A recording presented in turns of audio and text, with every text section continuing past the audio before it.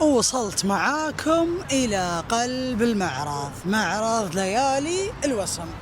هذه البوابة الرئيسية، وراح الآن آخذكم إلى جولة إلى البوثات. إلى الآن يعني قاعد أشوف التجهيزات اللي قاعدة تصير، يعني ممكن خلال ساعة إلى ساعة ونص وراح يتم افتتاح المعرض كامل بشكل رسمي.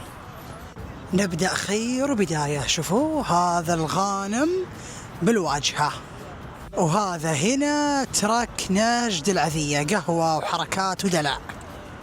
برضو عربة فلورد، التجهيزات كاملة متكاملة ما شاء الله تبارك الله، عساهم على القوة على قدم وساق. وهنا في شغلة شوفوا بتكون مكتوب أساسا ليتس بوب كورن، يعني مكان حق الفشار. الملحم للعود، يا ما شاء الله تبارك الله، عود وزعفران ما نستغني عنهم بكل ايفنت يفتح هنا.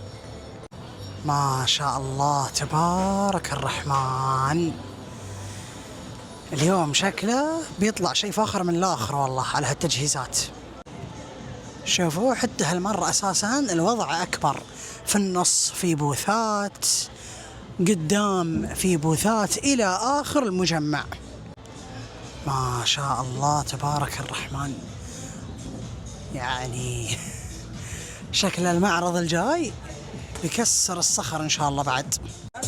وبرضو فيه عندكم عربة فرايز، وهذا مكان الأطفالكم يستمتعون فيه. ما شاء الله تبارك الرحمن، محبين وعشاق آيس كريم كاي موجود هنا متوفر.